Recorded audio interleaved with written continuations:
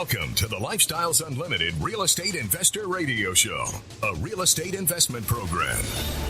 Listen and learn how to use real estate to build wealth and passive income streams for you and your family. We bring you experts every day to discuss and answer your questions on everything from single-family homes all the way up to 600-plus unit apartment complexes. And now, the Lifestyles Unlimited Real Estate Investor Radio Show.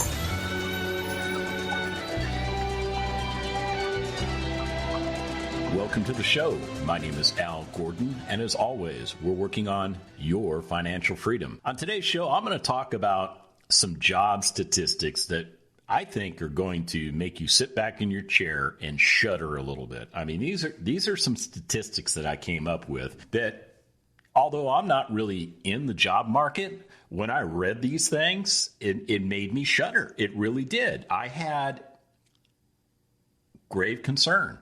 And the reason I had grave concern is that I know many, many people that are either in the hunt for a job or have a job and are looking to potentially change jobs. I know people that have a job that are hoping to get promoted within the organization. I know people that have moved from one place to another in order to take a job, even though there was no compensation involved with making that move. You know, it's scary.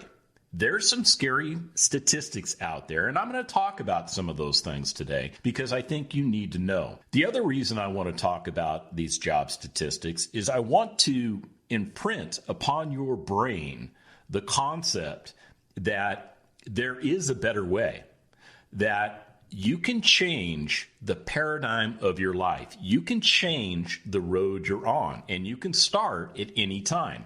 Life gives you a reset button. It is there. You just have to know where it's at, and you have to know when to push it. Now, real estate investing changed my life.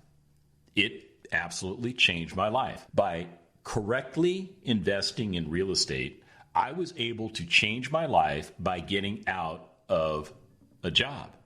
I was able to walk away from a job that was not fulfilling me. It was not providing me, well, really anything other than a paycheck, to be honest with you. You know, I'd get up early in the morning. I'd do the things that I needed to do to get ready to go to work. I would get in my car. I would drive, if I was lucky, only 45 minutes to the job site. If I was unlucky and traffic was, you know, its normal traffic self, it could take me an hour, hour and 15 minutes to get there. That's just the way my commute was. And then when I got there, I was bombarded with all types of things that I had to focus on. Now, of course, there are rules within the job site that say you will work specifically on the tasks and the efforts that we give you. You will not socialize. You will not discuss topics. The whole concept of hanging out at the water cooler and cutting up with each other, that's not permissible at the job site. And you will stay there until we think it's time for you to go. And then when you finally get to go, you get to get back into your vehicle. In my case, it was making that 45-minute to an hour and 15-minute drive back home just to get home and hopefully prepare dinner and do the things that I needed to do in my personal time so that I could get to bed at a reasonable time, so that I could get the sleep that I needed, so that I could get up in the morning and do it all over again, hoping that I would get to the weekend and there wasn't a requirement from the job to come back over the weekend and do things that needed to be performed. Because at the end of the day, as an employee, I'm a cog in the wheel. I was just that. I was there doing things that were important to the organization, and I was trading my time for money. That's exactly what I was doing. And when I look back at my entire career of life and all of the jobs that I did, every one of those jobs required me to trade time for money. I mean, you can go back to my very first job was with the Valley Times. I don't even know if that newspaper is in existence anymore, but it was a small newspaper in Las Vegas, Nevada, and I think I was maybe 13 years of age. I'll just go with 13 years of age. I don't know if I was 12. I don't know if I was 14. I can't remember that far back, but I remember having the opportunity to get a paper route. I mean, I was going to go from having zero money to being absolutely wealthy for a 13-year-old. But this is what the job entailed. It entailed me getting up at 5 in the morning because that's when the bundle of papers was delivered to my doorstep. And I would get up. I would go get that bundle of newspapers. I would fold them. You know, remember your newspaper came folded? Remember it was tri-folded usually? You know, some of the bigger papers could only be folded in half. Well, this particular paper I could tri-fold, and I'd stuff the papers into my newspaper delivery bag. I didn't have a bicycle, but my brother did. So I would use his bicycle to load the paper bag onto not a paper bag, but the bag containing the papers, onto the bicycle, and I would go along my merry way. I think my route, when I calculated, was a total of 10 miles round trip. And I had a lot of different houses that I had to deliver to. And I had to do that every day. So it was a daily job. I didn't get weekends off. I didn't get holidays off. It was a daily job. And then once a month, I had the opportunity, usually on a Saturday, to go to each of those houses, knock on the door, and collect the fees that were due for the paper.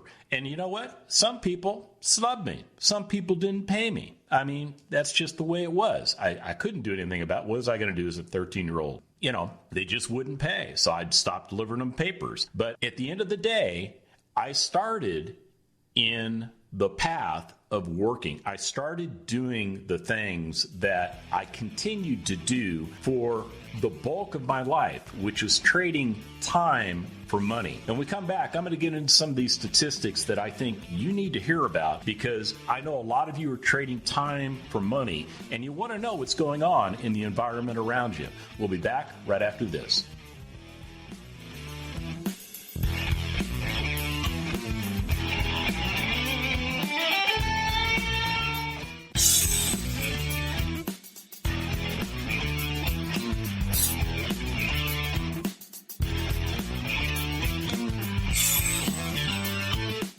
Warning. Listening to the Lifestyles Unlimited Real Estate Investor Radio Show will change your life. We will teach you how to create wealth and passive income so you can be financially free. And now, back to your host. Welcome back to the show. So in the last segment, I was imparting my wisdom as a paper boy back when I was around the age of 13, and the fact that I was trading my time for money. Now, you got to remember, I'd get up at 5 in the morning. I was, junior high school, something like that, maybe 7th grade. I don't know what grade I was in at the age of that, 13. But I would get up, I'd do the things I needed to do. I'd literally ride for about 10 miles delivering papers every day. I'd come back, I'd get ready for school, I'd go to school, do what I needed to do. And, one weekend a month, sometimes a second weekend, I would have to go back out on a Saturday and knock on doors to collect for the papers. That's how I made my money. And I was billed for the number of papers that were delivered to my house. So when somebody stiffed me, I basically had to eat it because, the papers, basically, they took the subscriptions. They told me who was going to be on my paper route and stuff like that. They give me a little slip of paper when they drop the bundles off to add or drop somebody. But every once in a while, somebody just wouldn't pay, or they would get 1 month or 2 months behind. They just wouldn't pay. And I would either get to the point where, I either collected or I didn't collect. And, way back then, we're going back a couple of days. I would estimate I probably made, maybe $40-50 a month. To be honest with you, I can't remember how much money I made. But for me at that age, that was an incredible amount of money, because what I was able to do with that money was I primarily saved it. I didn't spend my money. Occasionally I'd go to a 7-Eleven and maybe, buy something there, but because I had money, I could do that.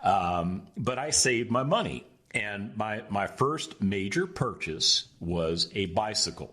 so that I could buy a tool that I needed to perform my job because my employer did not provide that to me. And partially because my brother was getting tired of me always using his bike. I'm wearing out the tires and everything like that. So I got myself a bicycle, and I continued to do the paper route. And then another opportunity came up to go with one of the bigger newspapers. I think it was the Review Journal. I think they're still around in Las Vegas. And it was a smaller paper route. As far as the distance, I think I only went maybe 7 miles round trip, and the homes were more concentrated. I think I had basically 3 streets within a 4-block, I don't know, whatever it was. And it was an afternoon paper route, so I didn't have to get up at 5 in the morning to do the papers. I could do them when I came home from school. And it actually made a little bit more money. Well, time went on. I became 16 years of age, and I went to work in fast food. Again, trading my time for money. And I did the fast food gig pretty much throughout high school until I had the opportunity to train and become a lifeguard. And then in the summers, I was able to work for a little more money, while sun tanning, so to speak. But basically, I was doing the same thing, trading time for money. Well, that occurred during college. I had to work during my college time to help pay for my room and board because my scholarships didn't cover that, and I really got sick of taking out student loans. So I continued to trade time for money. And then I graduated and I became commissioned as an officer in the United States Army. And again, I traded time for money, and I did that for 27 years until I effectively retired physically, but not financially, and had to go back into the workforce. Again, trading time for money. So what has all this got to do with you? It's exactly what you're doing. You are trading your time for money. And my point is this.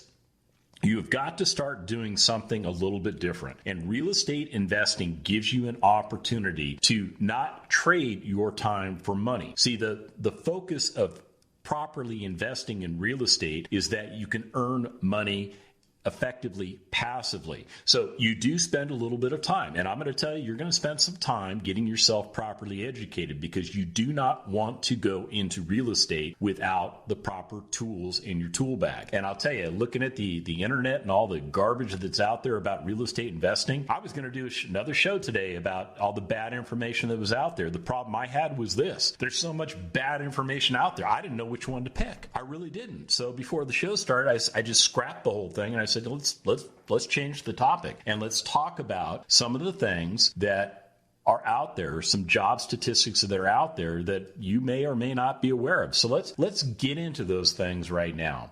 Job discrimination for older workers is making it tough to find and keep a steady job. According to AARP, in one of their surveys, they noted that 48% of people aged 50 and over have either witnessed or experienced age discrimination in the workplace. I've seen it. I've absolutely seen it. And the statistic goes on to say this. It says, now more than ever, employees are forced to find other ways to stay relevant in their positions. Companies fear older employees simply aren't worth the investment.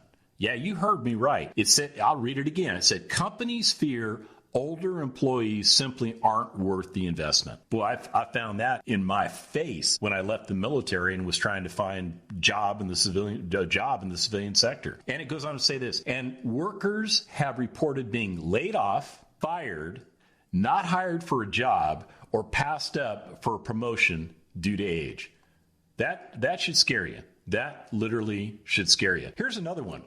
As if just searching for a job isn't disheartening enough, now we've got to worry about whether, the wool's being pulled over our eyes about what's expected of us come, training day when you finally get hired.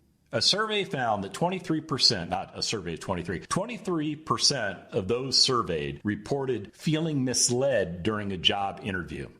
Have you ever felt that? I know I have. Even more, 3 out of 10 job seekers felt it was often difficult to receive accurate information about the day-to-day details of a job during the interview process. Overly eager employees fail to ask the appropriate questions to ensure the job is not only a means to an end, in other words, a paycheck, but a match for their personal needs. A lot of you are just happy to have the opportunity to get the job. I mean, in my particular case, between the military and getting back to work, that was a 10-month period of, I'll just use the word suck. You know, I had a retirement pension, wasn't paying what I needed to cover my expenses. I really, was diligently looking for work, not getting any interviews. And I'll tell you what, when I finally got an interview and I finally got a job offer, in my mind, I didn't care. Pull the wool over my eyes. I was just happy to have the opportunity to have a paycheck. But I will tell you,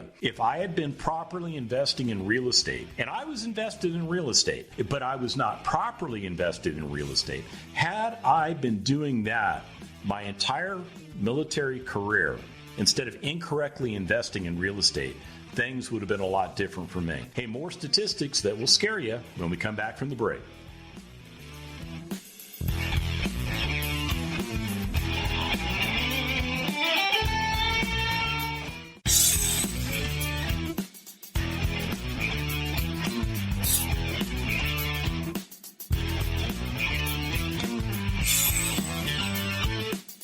Welcome back to the Lifestyles Unlimited Real Estate Investor Radio Show.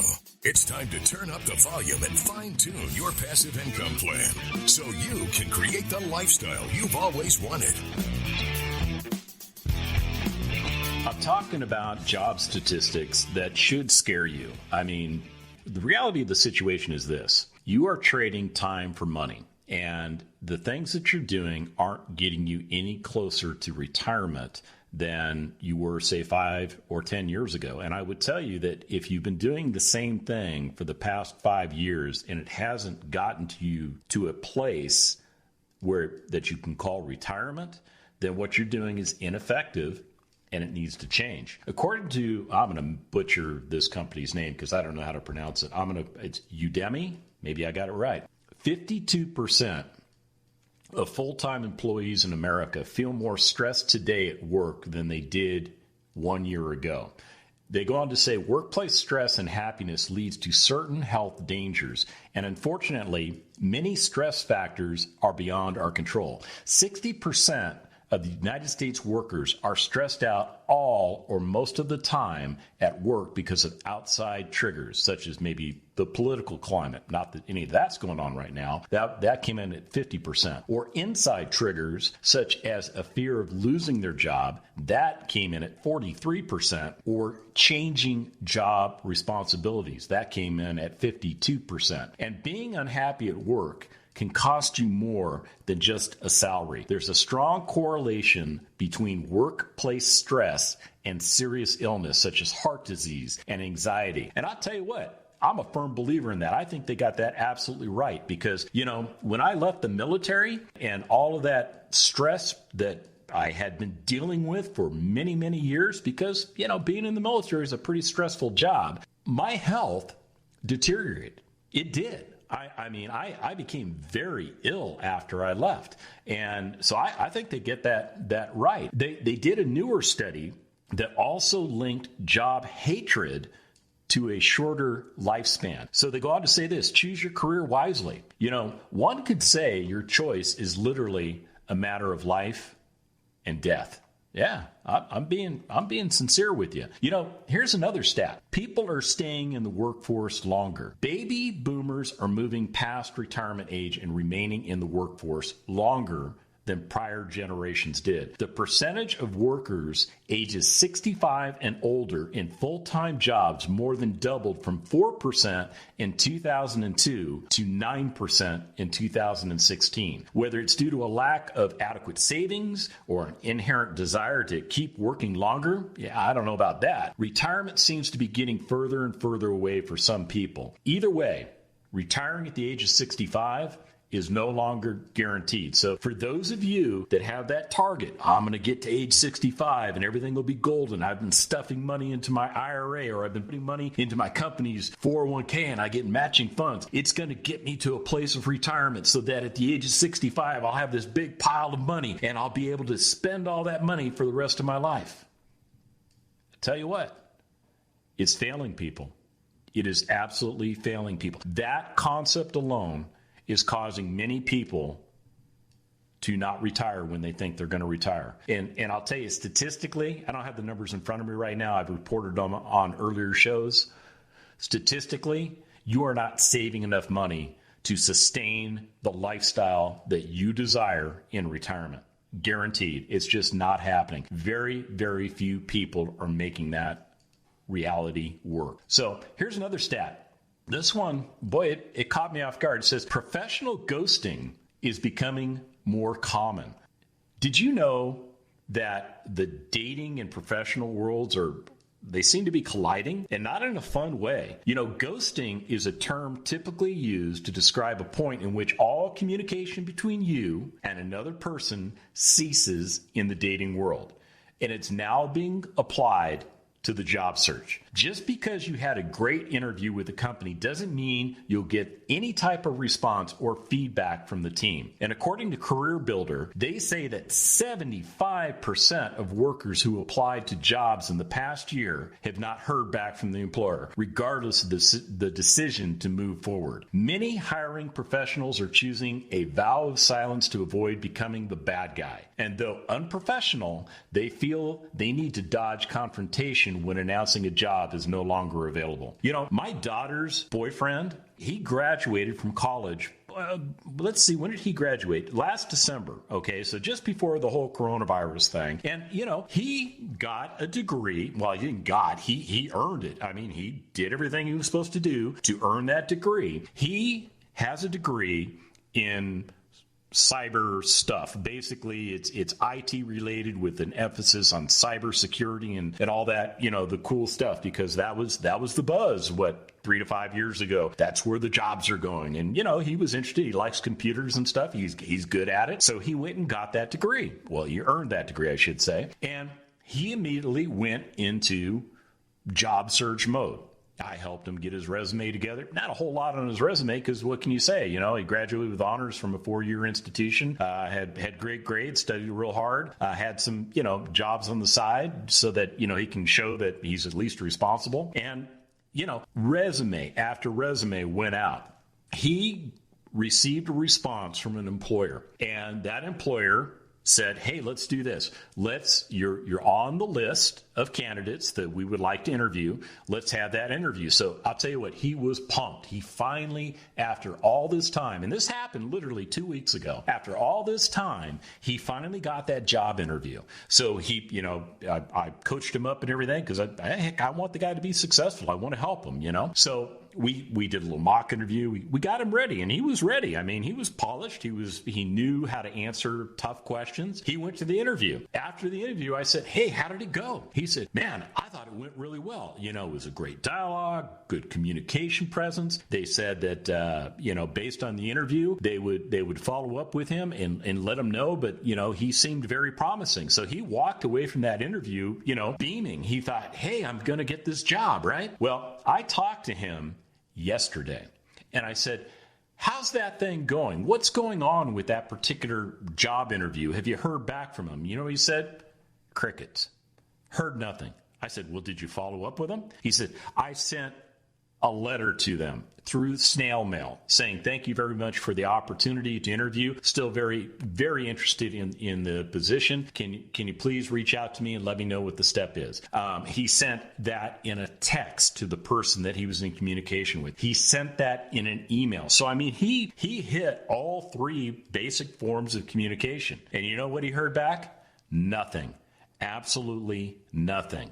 And, you know, it kind of was a gut punch to him. I said, you know, shake it off, man. You're going to have to get back in the saddle, and you're going to have to do what you have to do. But that stuff is real out there. It's real. Now, here's another statistic. There's pressure to work well beyond traditional work hours. Yeah, and I experienced this when I worked for a municipality. Over 85% of men and 66% of women work more than 40 hours per week. And they work over 258 hours more per year than their European counterparts, equating to about an hour more time spent at the office each day. Now more than ever, workers forego vacation to appear more dedicated to their work and avoid missing out on a raise. Employers can never actually say that they expect workers to go beyond the traditional 9-to-5 effort. But we all know the promotion usually goes to the one putting in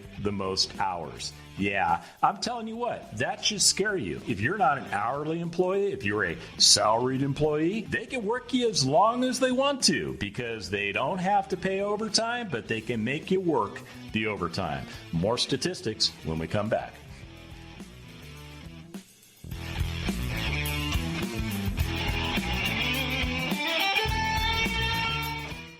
Here's Lifestyles Unlimited founder and CEO, self-made multimillionaire, and national radio host, Del Walmsley, on the effective way to run a business. There are people that run their businesses on a shoestring. If you own an apartment complex and you have no cash, that's not a very effective way to run a business. My businesses, each and every one of them, have cash savings. In other words, we can make no money or make very little money. We'd still survive. For those of you that haven't thought it through that far and you don't have any cash savings, let's get you in here and get you educated on how to save what you already own. The mom and pop businesses are going to take a major hit. If you've been running your business that way, you need to get into Lifestyles right now and learn how to operate your business the right way. Lifestyles Unlimited has been helping people succeed since 1990. Join us for our free online real estate workshop and learn the 7 principles we teach to run our businesses and provide for our families. Register at lifestylesunlimitedworkshop.com.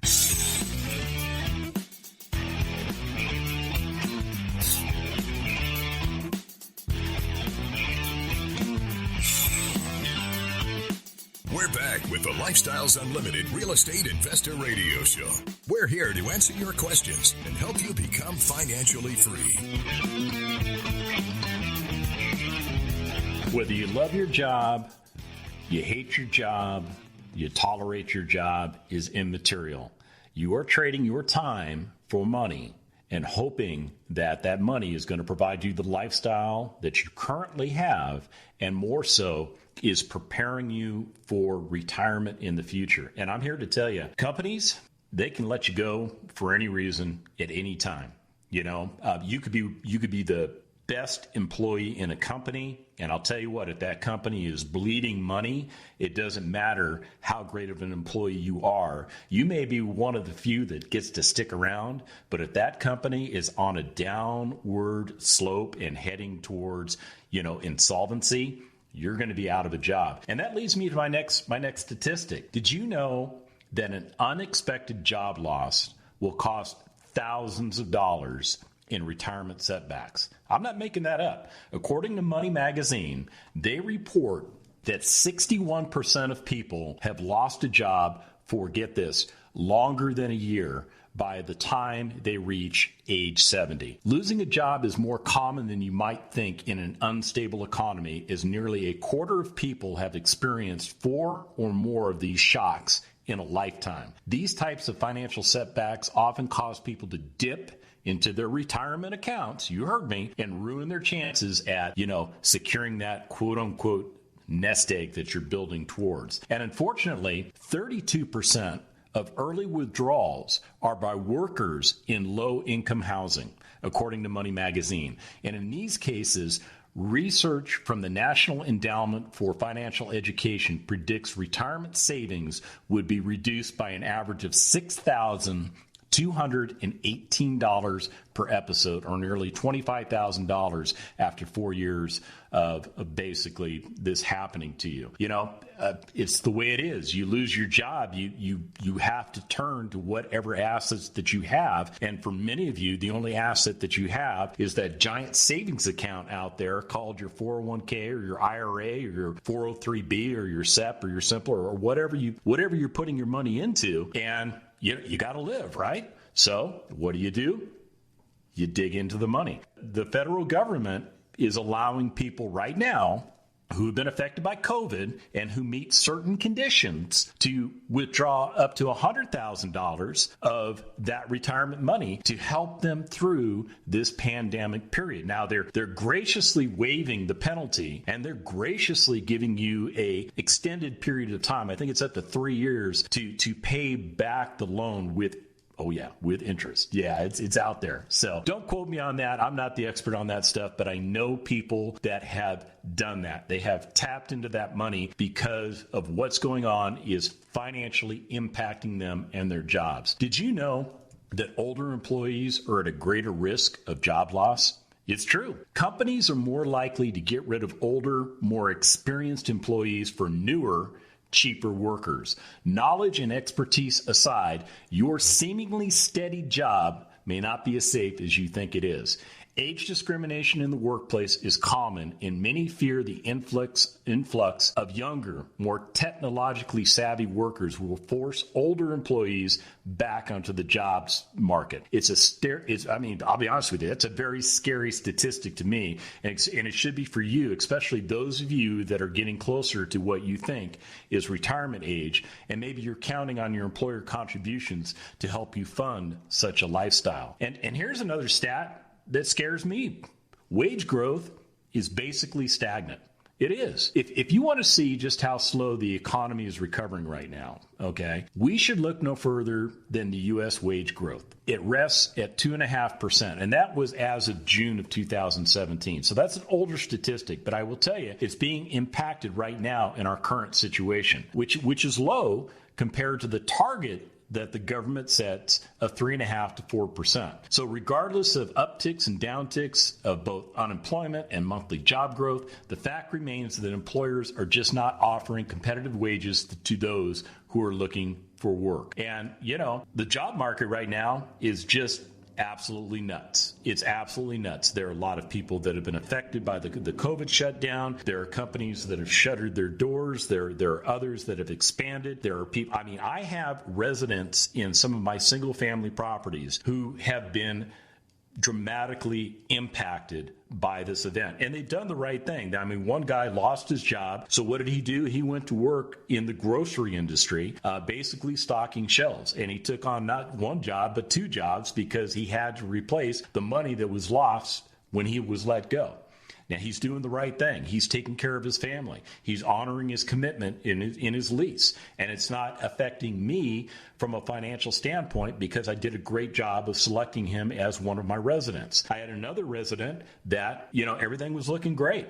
He had money. He had been basically let go. He had money in savings. He got his government stimulus checks. Those things helped. But the problem is he ran out of money. Now, the good news for him was he was able to find another job, but that job isn't paying him what the previous job was paying him. Is he still able to make good on his obligations to pay his rent?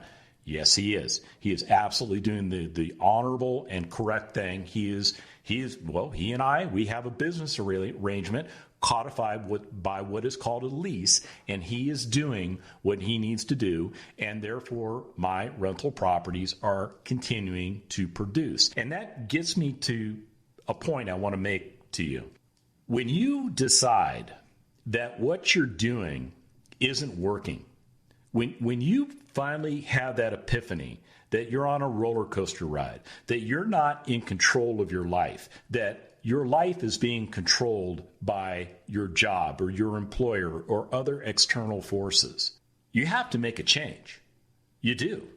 And I'll tell you, the change that I made was learning how to invest correctly in residential income producing real estate. Now, I'd been investing in real estate long before I became a member of Lifestyles Unlimited, but I was following somebody else's roadmap. I was following I'll just be honest with you, it was a no money down program because, to be honest with you, I didn't have a lot of money available to me. So I studied their techniques and all the things that they told me I needed to do. I went out and employed them. I went and bought a piece of property. In hindsight, I paid way more for the property than I should have, but I didn't know. I spent time working on that property myself. I was my own repair crew. I was my own handyman, if you will, because nobody had taught me the significance of working on my business, not in my business. And that's exactly what I was doing. I was working in my business. I was following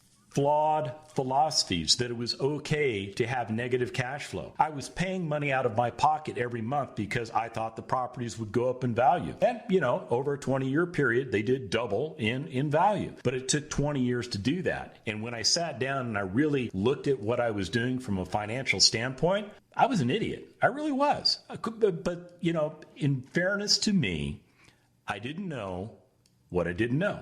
I just didn't know it.